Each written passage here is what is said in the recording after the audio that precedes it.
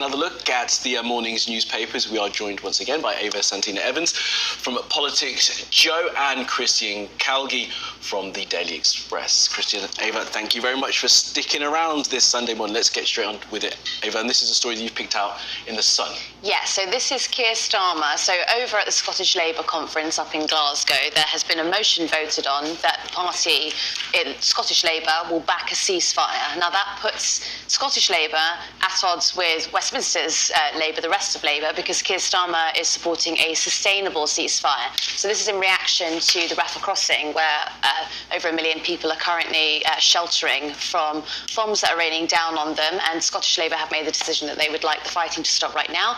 Keir Starmer's comments have been that he would like to work towards a peace deal, which obviously we know is not going to happen anytime soon because Netanyahu has said that there is no space for that right now. Yeah, absolutely. And there's an SNP vote, we think, coming next week on this one. Yeah. So it's going to be another test. It will divide the Labour Party for sure, but I just think it's really childish. I mean, as loath as I am to defend Keir Starmer, he's absolutely right that you can defend him if you want to. You can shout about a ceasefire all you like, but when there was a pause in the fighting a few months ago, it wasn't Israel that broke it. It was Hamas who resumed firing rockets about 2 or 3 hours after this pause came in.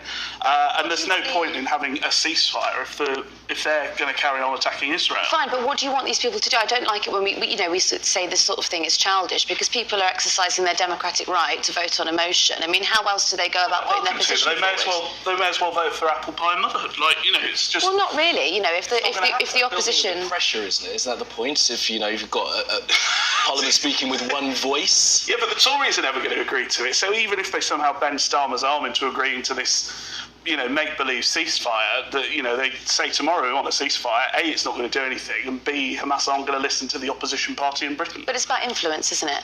It's about pushing. If the leader of the opposition was pushing for a ceasefire, that might put pressure onto the UK government, who can then in turn put pressure onto Netanyahu. And Netanyahu's not stupid enough to go along with something that will only result in the deaths of or attacks on Israel while they take the pressure off Hamas.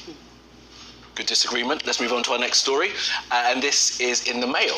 Yes, this is exactly what we all want to see, this sort of plotting and intrigue from Westminster. So haircut picked out as well, I like that. Robert Jenrick got a trim and everyone thinks he's going to be a leader. I think Robert Jenrick gets a haircut every week now. It's very impressive.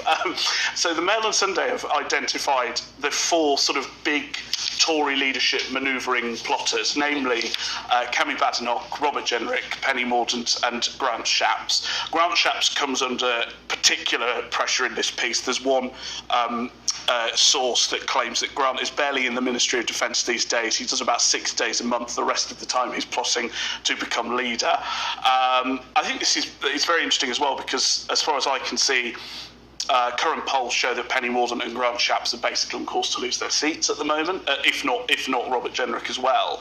And I think it comes as the Sunday Times as well predicts that about 100 Tory MPs are going to stand down. On top of the ones I've already announced they're going to stand down. Yeah. So we're looking at about 150, I think, which would be broadly a record. I find this whole thing very interesting. And it is board men fighting over a comb, right? They're not going to have much of a party to lead at this rate. Yeah, there doesn't seem to be any front runner. So a lot of these MPs that are standing down, the 100 or 150 or so, it's not because they think they're going to lose their seat, but it's because they don't want to be stuck in the Tory party that potentially will remain after the general election. But there is no clear front runner, and I think there's only one Tory MP, I believe it's Andrea Jenkins, who is actually calling for publicly for a change in leader. So until there's cohesive, decisive action, I don't think there'll be much movement. Simon Clarke said something close towards it. You're right? And it also, of course, raised questions about who exactly is going to be able to vote for the next Tory leader, because the Tory party after the election is not going to have any of the Red Wall Boris MPs. It's going to be, pretty evenly split between home county centrists and quite right-wing people in elderly constituencies along the south coast. So, all right, let's keep cracking on. And this is one on the front of the Observer that I read the opening headline to it, Ava, and I was interested, and I read a little bit further down, and I was like, oh. Well, that's done it then. Yeah. So there are benefits and there are costs to working from home. So Costs are problematic. More drinking, more smoking, and putting on weight, right? but apparently also that people are eating healthier when they're at home. They're also having, they're having a proper 3 meal a day, and their blood pressure is lowering, and they're not experiencing stress in the same way as they did in the office. But on the flip side, apparently everyone is eating cake and drinking at 3 p.m. So, Why would you when you're at home, right? I guess you can't really get away with it in the office, can you? You can't quite have the bottle of wine open Friday 3 o'clock, can you? There's no wine open. Joe's changed. Yes. Is there any mention about the productivity in there? Because that's the whole point, isn't it, right?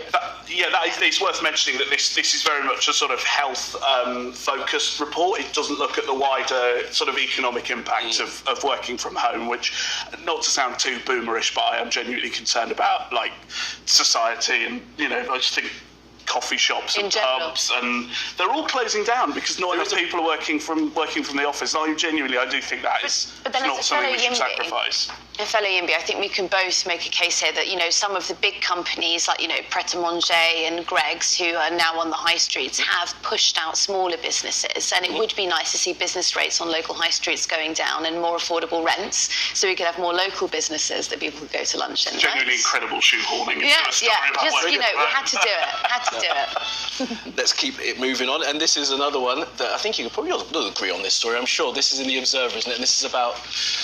Tell us about this one, Chris, because I don't know where to begin with this. This is environmental space travel. What has happened here is that Japan has identified that we're sending up all these satellites. They're made of metal, and when they re-enter the atmosphere, they break up and they scatter all these tiny bits of metal. Everyone's seen the film Gravity. Exactly. So what they've done is they've made a satellite out of wood,